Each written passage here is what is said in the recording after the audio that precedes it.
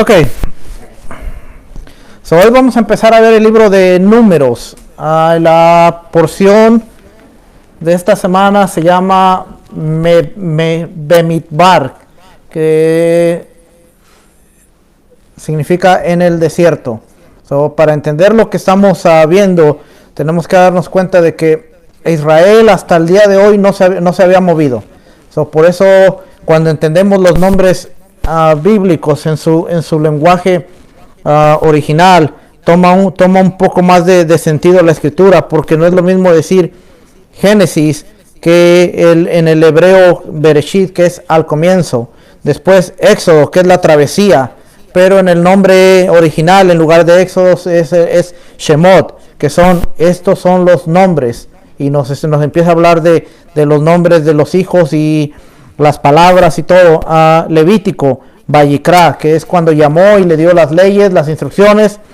Números, que es Bemidbar, que significa en el desierto. Después fue cambiado a Números, porque en los primeros capítulos está hablando del censo y está hablando de números y cuentas y todo, pero en el original es en el desierto. Y por último, Deuteronomios, que es Devarim y que significa las palabras, porque son las últimas palabras de Moisés antes de morir y darle su lugar a Josué. El desierto nos habla, el libro de Números nos presenta la travesía de los hebreos desde Sinaí hasta la entrada a la tierra prometida de Canaán. Todo el libro de Levíticos, Israel no se movió, estuvo en el mismo lugar. Pero empezando el libro de Números, por eso es importante que vemos los primeros capítulos, y vamos a ver más adelante cómo acomoda el campamento, cómo le da instrucciones, porque ahora es cuando Israel va a caminar.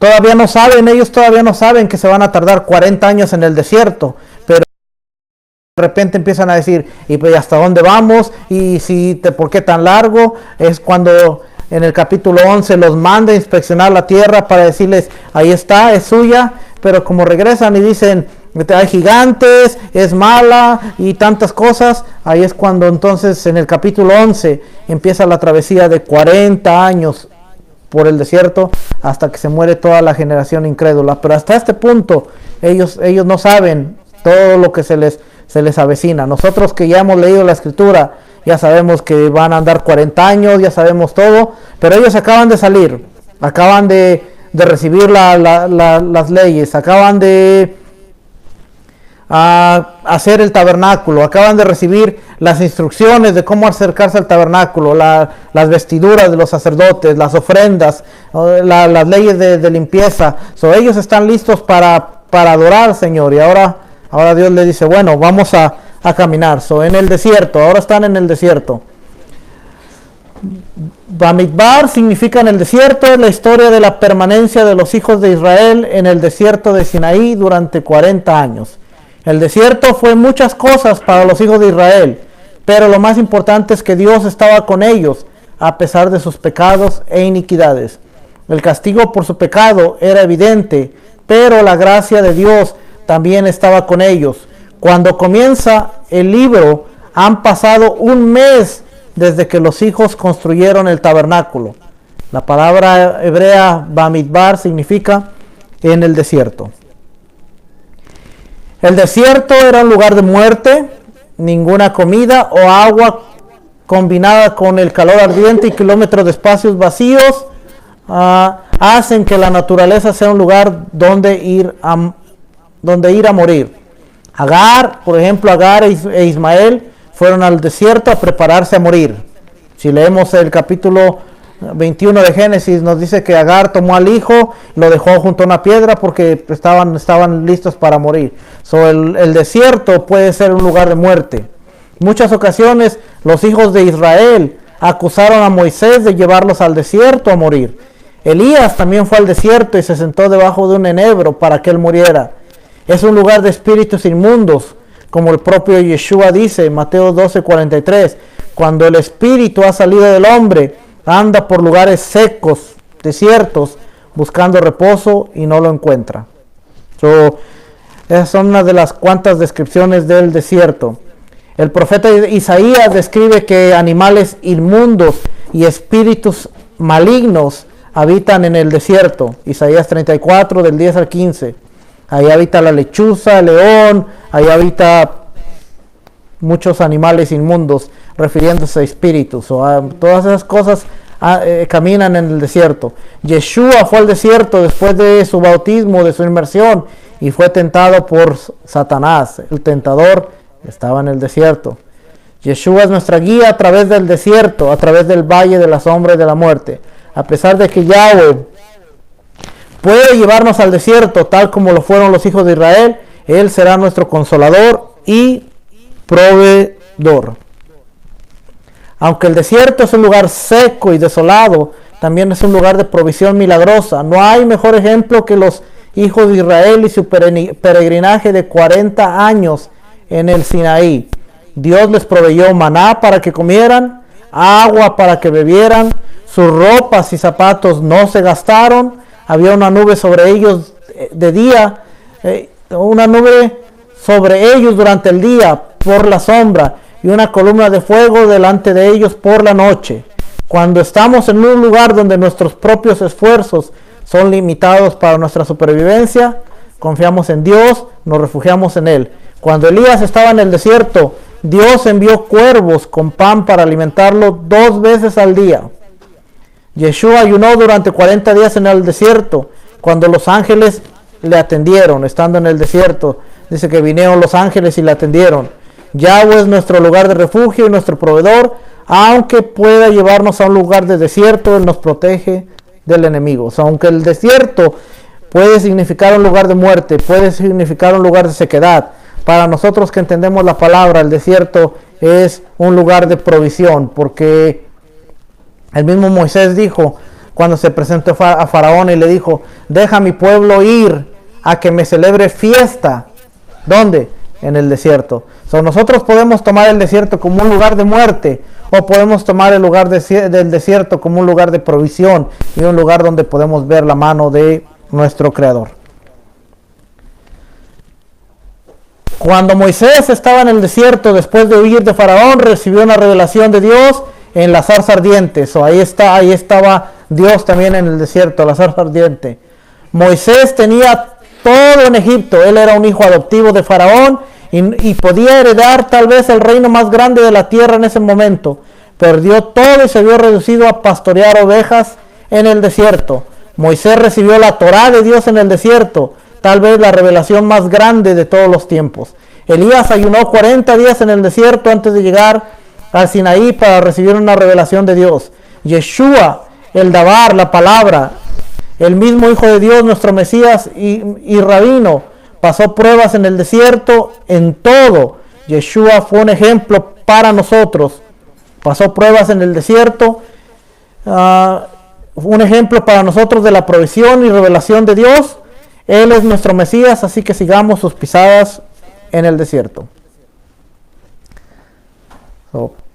El desierto puede ser malo, como el desierto puede ser bueno. Depende de nosotros con qué ojos lo queramos ver. Podemos ver que el vaso está medio vacío o que el vaso está medio lleno. Depende de la perspectiva, de la forma que nosotros queramos ver la mentalidad. Porque cuando pensamos desierto, pensamos un lugar de muerte, un lugar donde nada crece, un lugar donde nada florece, un lugar donde no hay vida. Pero cuando pensamos desierto desde la perspectiva de la Biblia, podemos ver que en un desierto donde no había agua, una roca lo seguía dándoles agua. En un desierto donde no crecía nada, cada mañana se levantaban y había maná del cielo. En un desierto donde no había ni animales, dice que venían codornices todos los días y ellos comieron hasta que literalmente las vomitaron.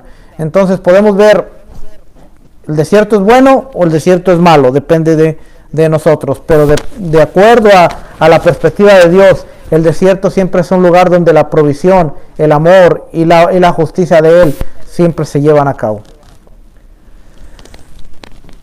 Números capítulo 1, versículo 1 dice, habló Yahweh a Moisés en el desierto del Sinaí, en el tabernáculo de reunión, en el día primero del mes segundo, en el año segundo de su salida de la tierra de Egipto, diciendo, tomar el censo de toda la congregación de los hijos de Israel por sus familias, por las casas de sus padres, con la cuenta de los nombres, todos los varones por sus cabezas, de 20 años para arriba, todos los que puedan salir a la guerra en Israel los contaréis, tú y Aarón por sus ejércitos.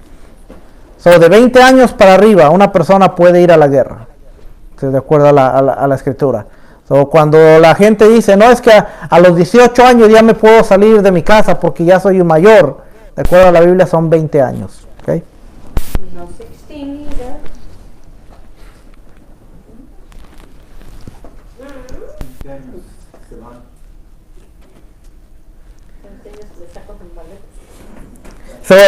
Se está hablando del censo. Dice durante el año segundo, nuevamente lo que leímos en el censo. Estos varones quedaron sujetos al servicio militar. El censo reveló que 603.550 hombres estaban disponibles para cumplir sus deberes en el ejército. La tribu de Leví fue excluida del censo general a causa de su misión especial en el tabernáculo. Había una tribu que no podía participar en las guerras, y era la tribu de Leví. ¿Por qué la tribu de Leví no podía participar en las guerras? ¿Alguien sabe?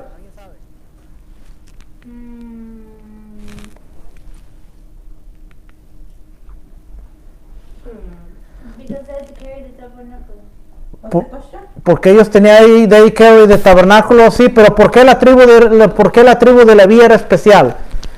Cuéntalos a todos menos a la tribu de Leví. Because they were the only ones that said, I follow the true God. And they weren't with the stupid cow thing. Well, that's what I said. Porque, They weren't worshiping the one. porque acuérdense que cuando el pueblo de Israel pecó en el desierto y hicieron un becerro de oro, Moisés bajó y él dijo, los únicos que estén con la verdad y los únicos que estén en contra de todo esto, vengan junto a mí. Y dice que se levantaron los levitas, los de la tribu de Leví, todos los hijos de Leví junto a Moisés. Y ahora les dijo Leví, bueno, ahora ya se pararon aquí, ahora tienen que hacer algo, ahora tienen que ir en contra de la iniquidad. Y dice que cada uno sacó su espada y empezó a matar a la gente. Y por eso Dios dijo, de aquí en adelante los de la tribu de Leví serán mis sacerdotes.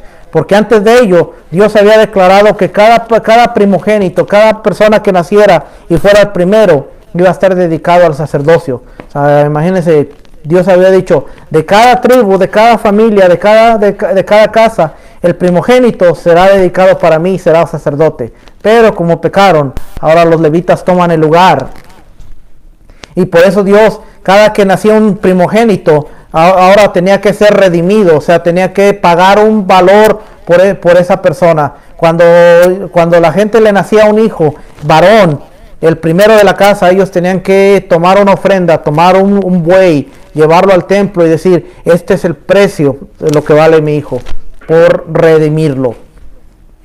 So how this apply to you all? The Levi were the only one don't sin worshiping the cow. I call the cow. And because of that, they were what? Different. No. Especiales. Apartados, they put aside, they were called kadosh. And they pass on through to family. So what we can do today, we're in school, we're wherever we were, and we're just like, I'm just gonna do sing anyway, nobody will see it, blah, blah, blah. But you forgot the consequence of that. Later on, it could become into your kids, or later on you have to pay something because you decide to do what? Sin. But what is sin? No. Do you forget what sin is? No. Sin is breaking his commandments. That's sin. So if you, like say, if you are a teenager having sex without marriage, what is that? Nasty. Because, no. Okay. Well, that's you. Having sex, eso es un sin. Pero hablar mentira también es un sin. Y este puede ser más grande que hablar mentira, pero ante los ojos de Dios, hablar mentira es lo mismo que aquel que tiene sex before get married. Yep. So tú puedes decir, no, pero yo no tomo, yo no tengo sex, yo no hago esto. Pero si tenemos, si hablamos mentira, if we're jealous, if we have pride, all that kind of stuff, ante God, we're looking the same. No hay, como some people said, una mentirita, una white lie. Una white lie, no hay white lie. Okay, so por eso los de la tribu de Leví, los levitas, ellos fueron excluidos, no fueron contados. Pero 603,550. So por eso decimos, de este número decimos que había más de 2 millones de personas que salieron de Egipto, porque están contando los puros hombres. So, si la mayoría si de esos hombres que tenían 20 años, se supone que ya estaban casados, porque tienen 20 años, ya eran adultos. So, de esos 603,000 lo multiplicamos, ya son 1,200,000. Y si cada uno de ellos tenía al menos 2 niños, al menos un niño, son 2 millones. Todavía más contando niños y todo. Pero el número más pequeñito que se puede pensar a través de esto era alrededor de 2 millones. Porque esta es la cantidad de hombres adultos, sin contar a los levitas, sin contar a las mujeres, sin contar a los demás niños pequeños menores de 20 años. El campamento, ahora empieza Israel va a empezar a caminar. Y cuando entendemos que caminamos en nuestra vida, tenemos que entender que Dios siempre nos pone un orden. Dios siempre nos pone un lugar, instrucciones de cómo vamos a caminar. Dios no permite que caminemos a lo loco. ¿Okay? Siempre Dios permite que vayamos en orden. Si nos damos cuenta, el campamento fue dispuesto en forma de cuadrilátero, con el centro protegido en sus 4 lados por los levitas. Los levitas siempre vivían al lado del tabernáculo. Lo que vemos en medio era el tabernáculo. Y alrededor vemos las tribus de Israel. Vamos a ver cómo estaban divididos. Las 12 tribus fueron divididas en 4 grupos. Cada uno tenía el nombre de su tribu principal y todas estas formaban el cordón exterior. Ahí ya no veo. No, pero no veo porque está lejos. Sí, si quiere apaga las cuñas. Mira, aquí está, mira, aquí la tengo. Vemos que Judá, Isaacar y Zabulón estaban de aquel lado.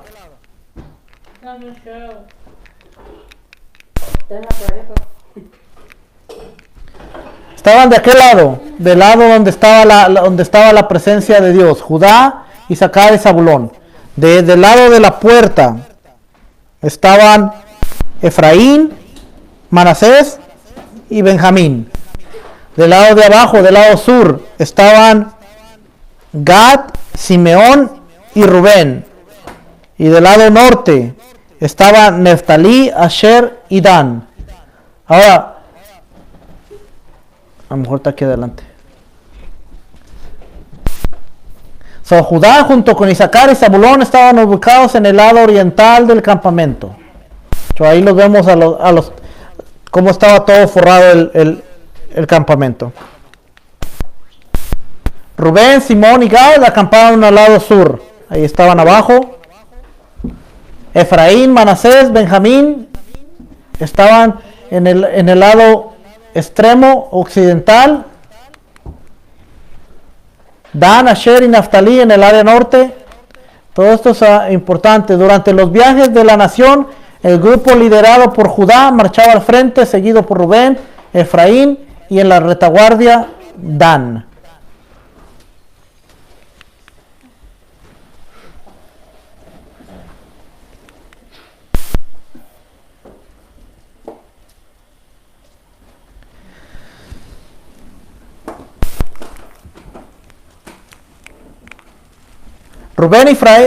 Judá, Rubén, Efraín y Dan.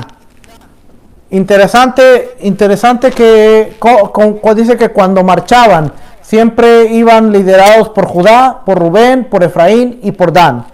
Si nosotros vemos el libro de Ezequiel, si nosotros vemos el libro de Apocalipsis, la Biblia nos describe que había los serafines, los serafines que tenían 4 formas.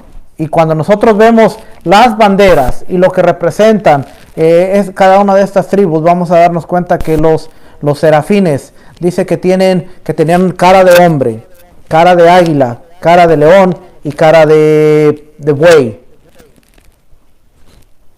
Rubén representa la cara de hombre. Judá tiene la bandera o representa a un león. Efraín representa un buey. ¿Qué representa Efraín? ¿Cuál es el animal de Efraín? Snake. No. Isn't it the same as Joseph? Yes, it is. It's a wheat. The wheat.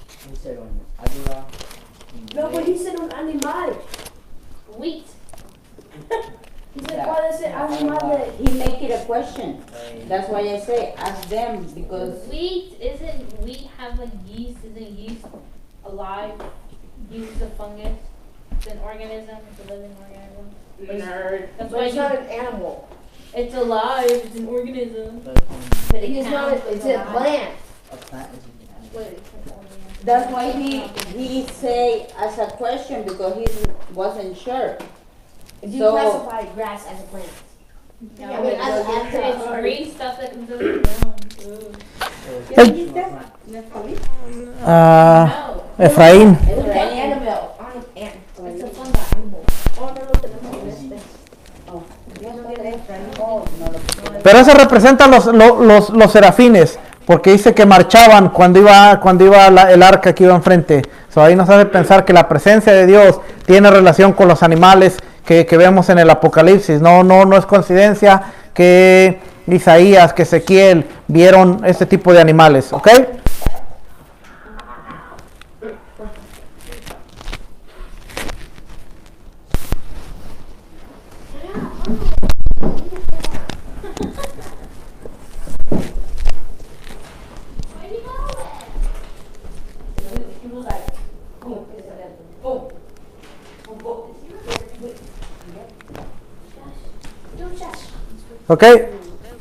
Ok, vamos a entrar aquí rápido, ya, porque ya se me... Al oriente... Efraín es el toro. Efraín es el toro. So there you go. Judá es el león. Rubén es el que tiene la cara de hombre. Y Dan es el águila. Había 3 tribus levitas que eran las únicas permitidas para acampar alrededor del tabernáculo. Al oriente, Moisés y Aarón, hacia la caída del sol. Al sur, Coat. Al occidente, Gersón. Y al norte, Merari. Eran los únicos que estaban permitidos alrededor. ¿Por qué Dios permitió? Fíjense lo que hace. Fíjense lo que hace que tenían alrededor las tribus. Pero para permitir que la presencia de Dios no se contaminara, también pone a los levitas alrededor. Y por eso dice, Moisés y Aarón hacia la caída del sol, al oriente. Al sur, los hijos de la tribu de Coat. Todos ellos son los hijos de Aarón. Al occidente, Gersón, y al norte, Merari.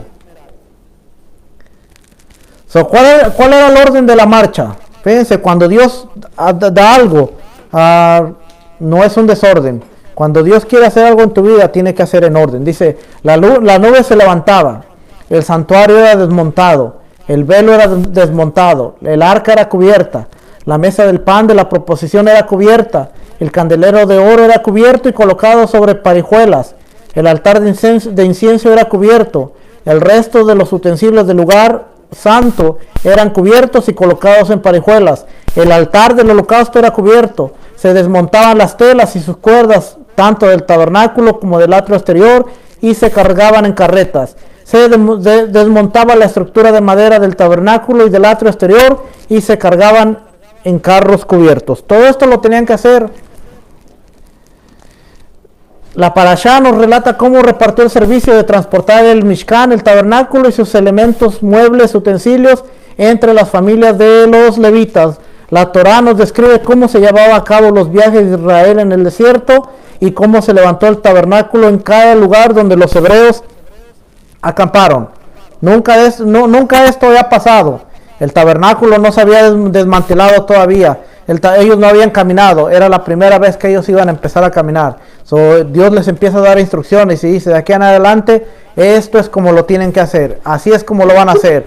Por eso cuando hacemos algo, Dios nos tiene que dar instrucciones, porque no es como queramos, no es como pensemos, es como Él nos dice que lo hagamos.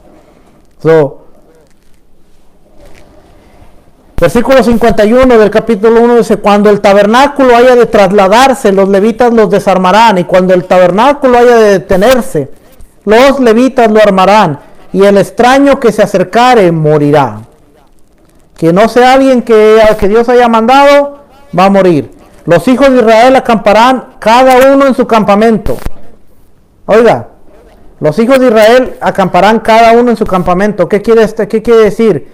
Que cada uno de nosotros debemos estar en nuestro lugar. No es lipo. Yeah, that's it. No, cada uno de nosotros debemos estar en nuestro lugar. No debemos debemos estar seguros de quiénes somos. Si yo soy de la tribu de Judá, yo tengo mi identidad de la tribu de Judá. Yo no voy a querer meterme con los hijos de Rubén. No voy a querer ser como Rubén. No voy a querer ser como Dan, porque yo soy Judá. Eso quiere decir que cada uno de nosotros debemos saber quiénes somos. Somos Israel. Tenemos una mente hebrea. Y cuando entendemos eso, se nos acaba el problema de querer ser como los judíos, querer ser como aquellos, querer ser como... tenemos nuestra identidad. Por eso dice, los hijos de Israel acamparán cada uno en su campamento. Si tú eres Judá, tienes que ser Judá. Si tú eres de Rubén, puedes venir a Judá, pero después regrésate a ser Rubén. Pero los levitas, acuérdense que ellos no eran contados, pero dice, pero los levitas acamparán alrededor del tabernáculo del testimonio, para que no haya ira sobre la congregación de los hijos de Israel, y los levitas tendrán la guarda del tabernáculo de testimonio. E hicieron los hijos de Israel conforme a todas las cosas que mandó Yahweh a Moisés, así lo hicieron.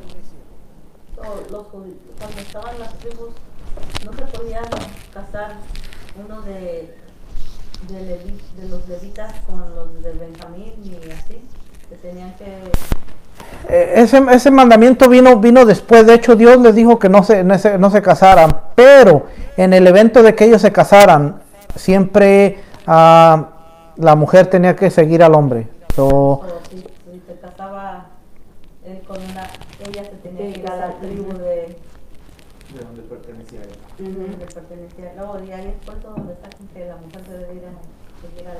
Sí, porque más adelante, en una de las parashas más adelante, vamos a ver que Dios les dice que no se casen con otras tribus, porque había unas mujeres que el papá murió, los hermanos murieron, no tenía nadie, y entonces ellas dicen, reclamamos la herencia de nuestro padre.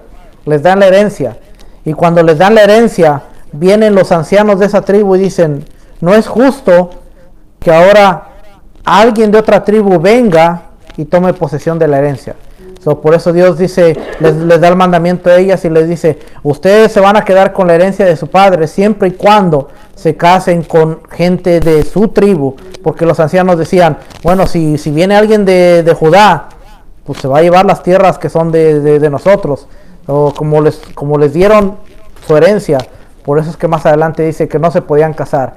Pero ya estando la tierra repartida, se podían casar, pero la mujer siempre tenía que seguir a donde fuera el hombre. Por eso Ruth dice, la nuera de Ruth, dice, donde quiera que tú vayas, yo iré. Tu Dios será tu Dios será mi Dios, y tu pueblo será mi pueblo. This nigga said, Okay. So, los levitas estaban guardando el tabernáculo. Dice Números 1:53, los levitas acamparán alrededor del tabernáculo de testimonio para que no haya ira sobre la congregación de los hijos de Israel. Y los levitas tendrán la guarda del tabernáculo del testimonio. So, prácticamente toda la línea de rojo eran la tribu de Leví. Moisés, Aarón, los hijos, nadie se podía acercar. Ellos tenían que vivir ahí para guardar el tabernáculo. ¿Dónde vemos este concepto? En Génesis capítulo 2, versículo 15, donde dice, tomó Yahweh, Dios al hombre, y lo puso en el huerto del Edén para que lo labrara y lo guardase.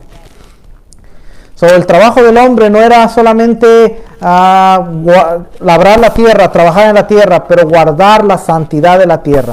Y por eso cuando Eva falla, hay consecuencias, porque el hombre tenía que guardar la santidad. So, ahora dice, para que no haya ira, Dios emplea el mismo concepto del Edén y dice, para que no haya ira sobre los hijos de Israel, tiene que haber gente guardando la santidad. Y prácticamente todo el cuadro son la tribu de Leví que estaba, y alrededor vemos cómo estaba todo el pueblo. So, aquí vemos a Moisés y Aarón. ¿Por qué estaban Moisés y Aarón allá a la caída del sol? Porque ahí estaba Judá, y Judá siempre representa a los reyes, la guerra, los peleadores. So, cuando se levantaba la nube, Judá salía, que eran los que peleaban. Salía Judá, Isaacar, Zabulón y Moisés con ellos, y todo el tabernáculo. Y después todos empezaban a marchar hasta que al final se quedaba Efraín. So ellos son los que decían, this is Esparta. En los tiempos, ¿cómo podemos aplicar este concepto? Porque aún en la Biblia podemos ver. ¿Cómo podemos aplicar este concepto?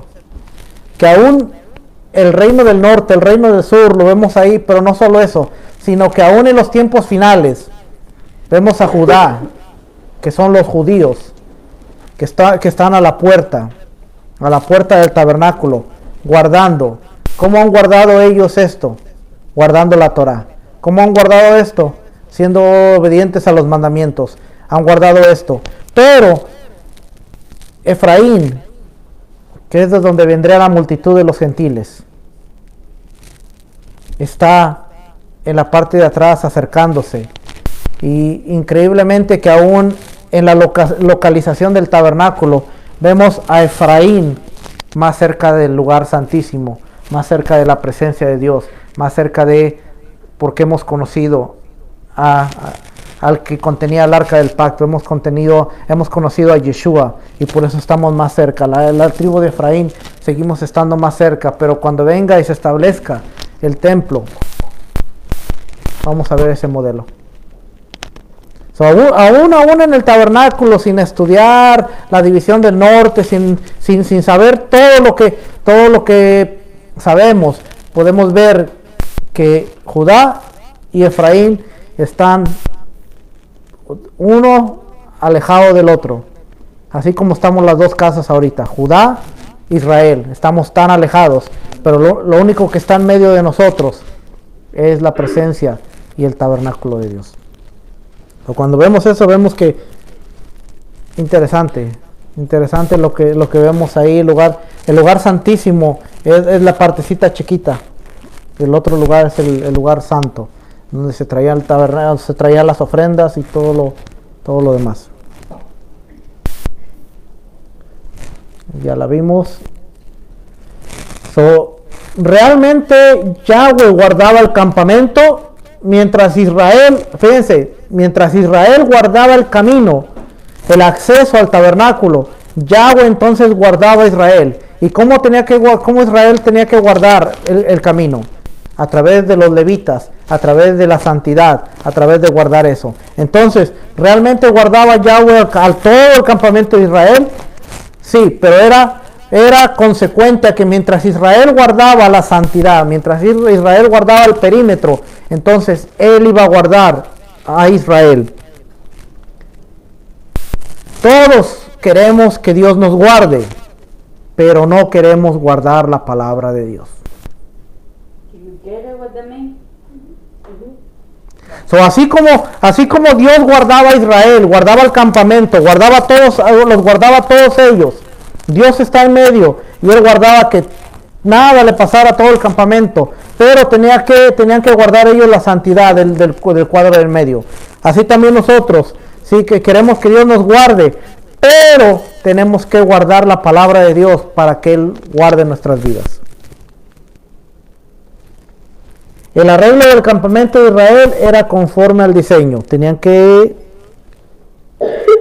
El diseño revelaba el orden del cielo espiritual, sobrenatural del gobierno de Dios en la tierra a través de estas instrucciones.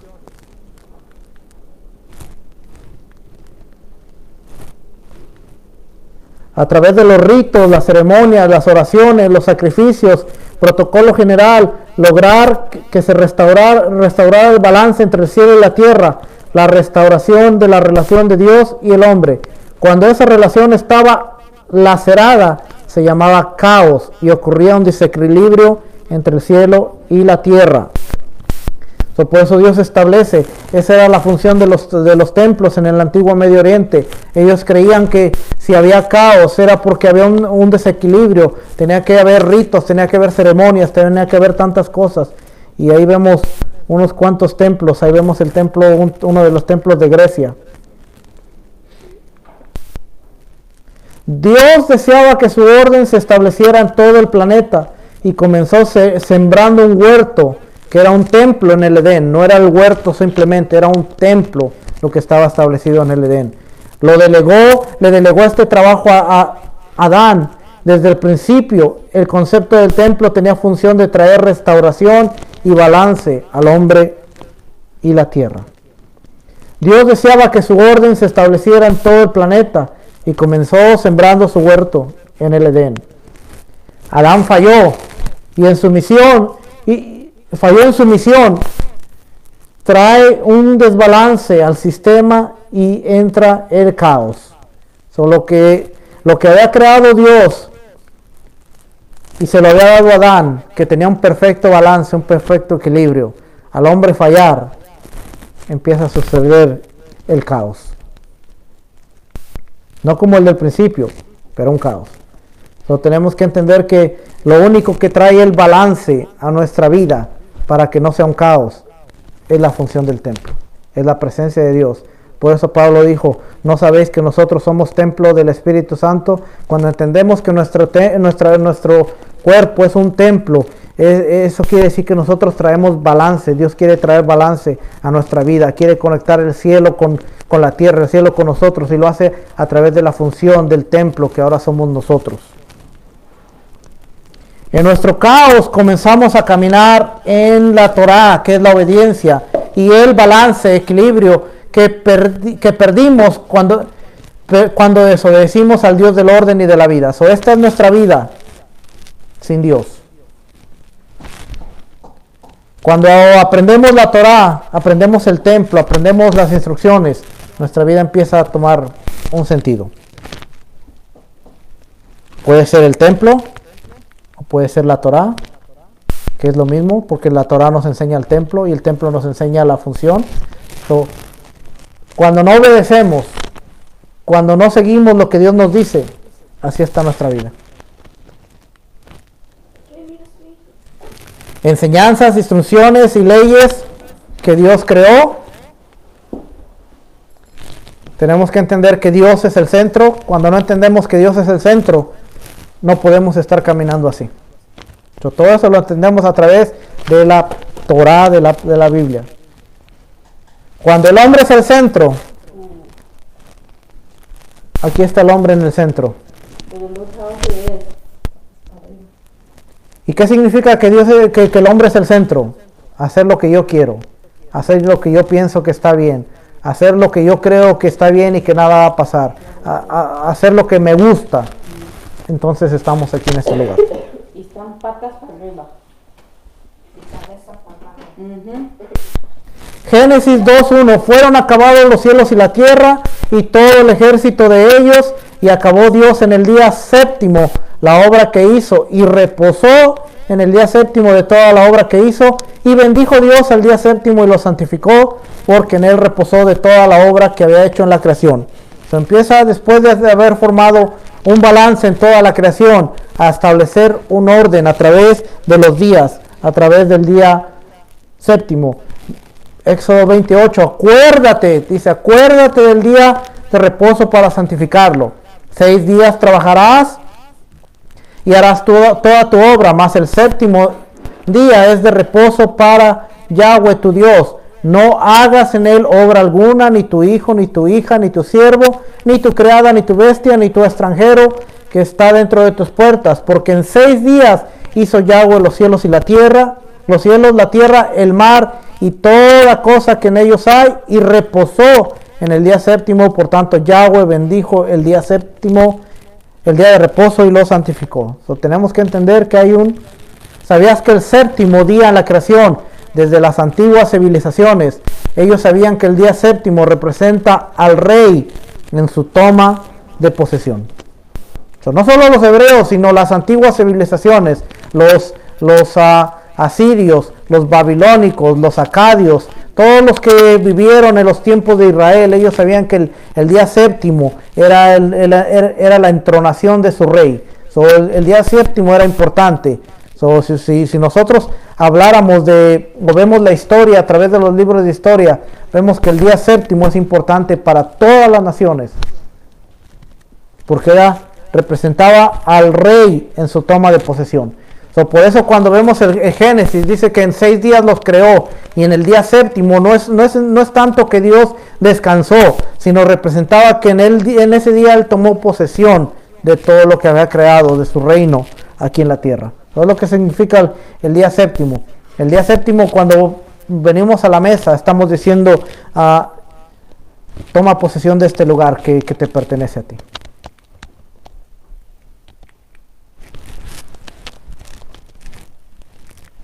En la Torá encontramos el diseño para la vida en balance que le agrada a Dios. Una vida en balance, cuando el hombre rechaza la ley de Dios, el diseño divino automáticamente se convierte en el creador de otro diseño y otra ley. Cuando rechazamos la ley de Dios, decimos, yo soy mi Dios para crear mi propia ley, mi propio diseño. Literalmente aquí el hombre es como el que construye su torre de Babel. Cuando decimos, no quiero tu instrucción, no quiero, se convierte como aquel que construyó la torre de Babel. Vemos como el diseño, Moisés no hizo lo que él quiso. Yahweh habló a Moisés diciendo, toma la ofrenda de oro. Vemos todo el diseño que Dios le dio de cómo tenía que formarse el tabernáculo.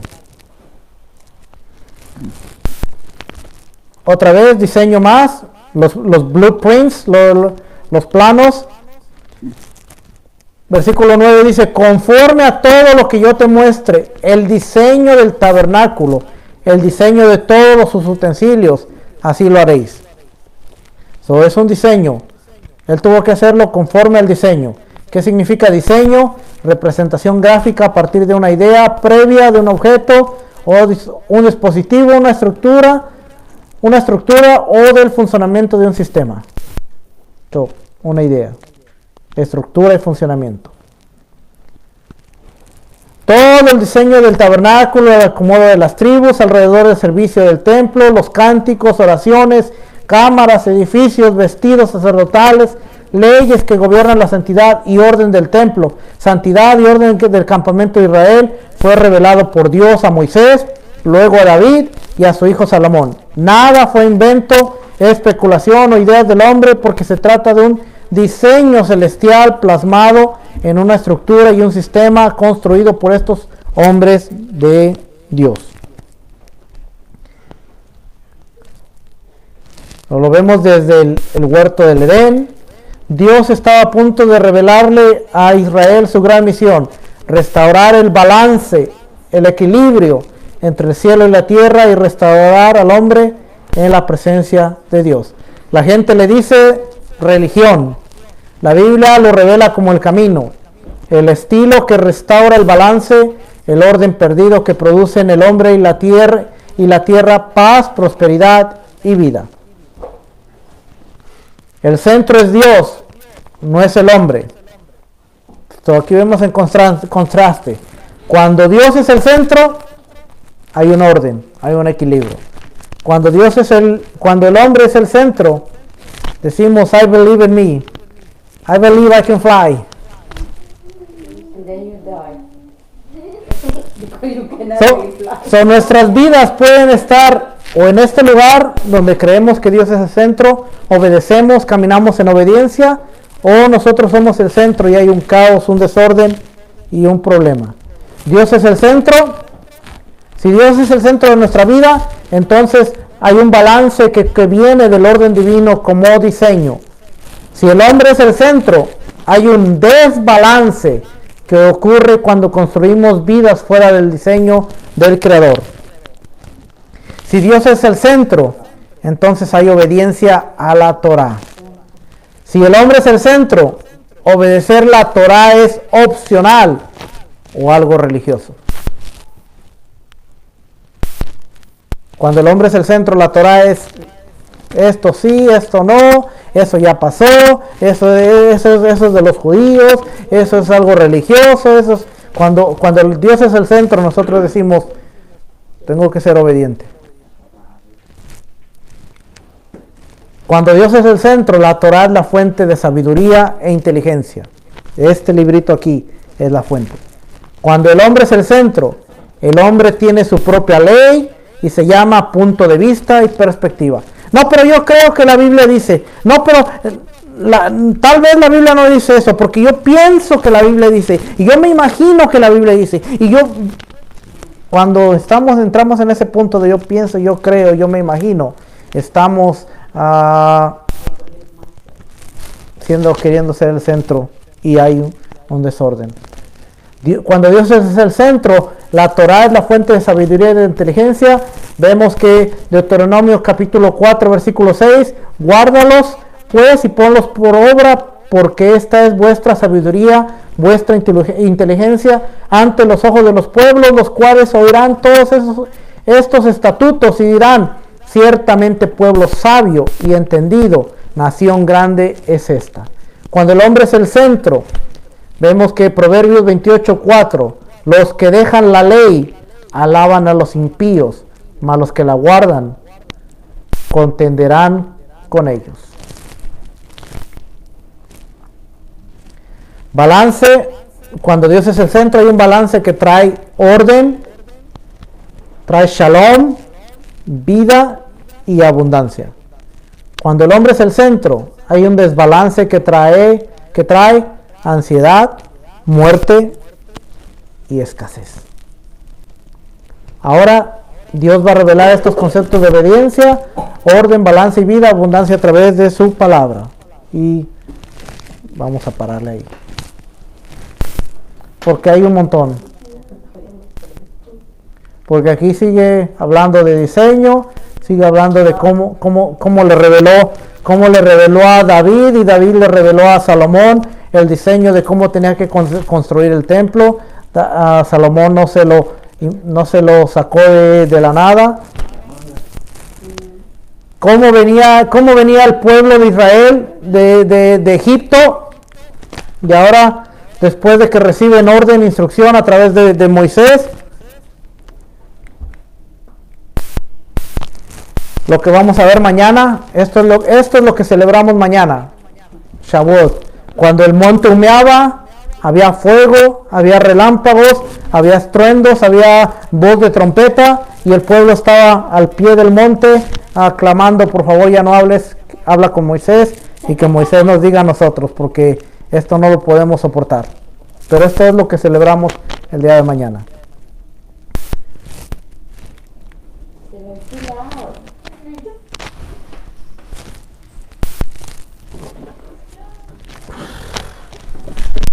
¿Qué más sigue aquí?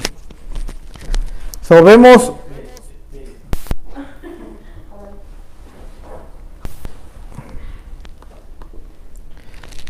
se volvió a atorar esta cosa.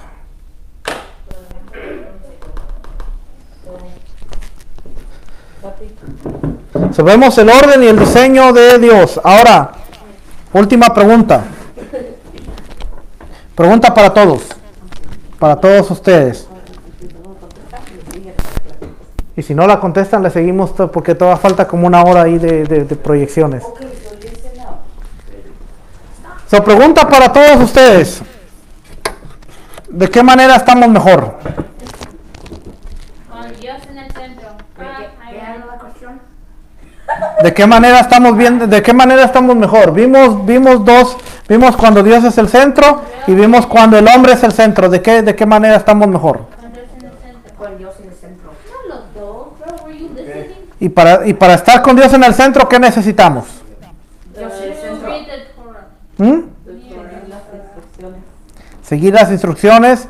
Y cuando Dios está en el centro, necesitamos decir, tengo que obedecer porque sé que es lo mejor para mi vida, y no decir, eso ya no es para mí, eso lo otro, porque es lo que nos va a traer balance a nuestra vida. Así es que vamos a orar, vamos a ponernos de pie, vamos a orar para despedirnos.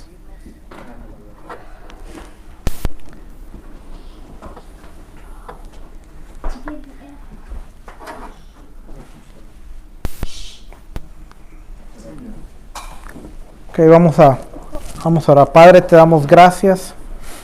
Padre, te exaltamos. Gracias porque a través del diseño y a través de las instrucciones, así como tú ordenaste, Padre, que en el campamento hubiera un orden, así como tú ordenaste que aún los levitas estuvieran guardando, Padre, todos los linderos que había dentro del campamento, era para guardar, era para salvaguardar la santidad. Padre, te pedimos que a través de las instrucciones, a través de las ordenanzas y a través de lo que vamos aprendiendo, nosotros también podamos guardar, Padre, lo que tú nos has dado. No queremos ser el centro de nuestras vidas, queremos que tú seas el centro, queremos que tú nos dirijas, queremos ser obedientes a tu palabra, ser obedientes a tu instrucción. Padre, yo te pido por la vida de cada uno de estos jóvenes, te pido por David, por Kevin, por Samantha, por Abigail, que seas tú guardándolos, que seas tú ayudándoles, Padre, a que aún ellos entiendan que cuando tú eres el centro, todo es para bien, que cuando tú eres el centro, todo sale bien, Padre.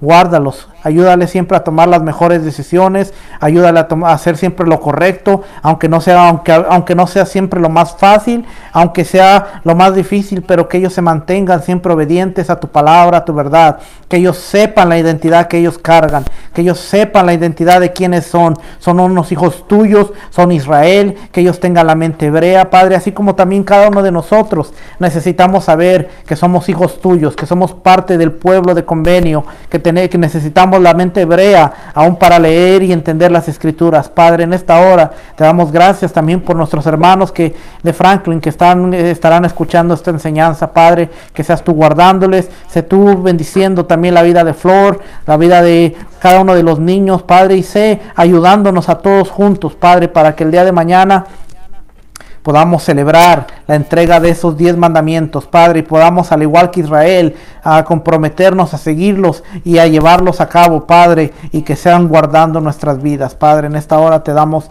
tantas gracias por tu bendición, gracias por tu amor, gracias por tu bondad, gracias porque tú eres bueno, Padre, y tú nos enseñas que siempre el orden de tu palabra trae bendición, que el orden de tu palabra trae restauración, que el orden de tus mandamientos trae obediencia, Padre, y te damos tantas gracias en el nombre y por los méritos de Yeshua, te damos gracias, Padre. Amén. Amén.